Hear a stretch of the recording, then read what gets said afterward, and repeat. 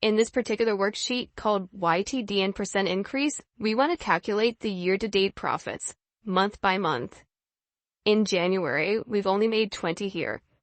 We're not going to type a 20 because what happens if we need to change the overhead or the sales numbers? Here's a formula here. It subtracts the 2. We really want this number to always be the same as the one above it. We really want to say here, by way of a formula, equal B4, type it or click it. Those are always going to be the same. If the overhead number gets reduced to 90 through some correction, sure enough, the two numbers are reacting in the same kind of way. That's what we would want. Changing it back, they react the same way. What are we going to do for February though? Because here we don't want this to always be equal to 30. We want our year-to-date total. And we know it's going to be 50 because we made 20 in January and 30 in February. So we're going to add the 2, or are we? We can get 50 by adding these 2 cells or by adding these 2 cells. In March, we need to add 50 onto what? Not the 30, because that's only February. Need to add on to whatever this total was.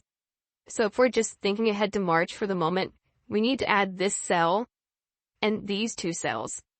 So in February, if there's some confusion about what cells we need to add to get a year-to-date total, it's going to be these 2. And in no particular order, doesn't make any difference which one comes first. So equal, I'm going to click these. You can type them just as easily. B5 plus C4. Complete the entry. 50.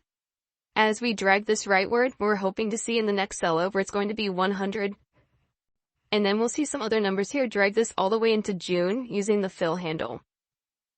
And sure enough, that year-to-date total for June should match the profit total for the year. So each one of these cells here, from here rightward, C5 through G5, represents the total of the cell to the left and the cell above. This is the kind of formula which, if you try to look up in an Excel book, you might find it or you might not. And it just reminds us sometimes you have to be a little bit creative. You have to think out what the numbers are and how they work together best. And certainly anybody writing this formula for the first time is very likely to simply add these 2 cells and then realize eventually that's not the correct way to do this. So a year-to-date profit, year-to-date total in a variety of different situations works in the same style as we see it here.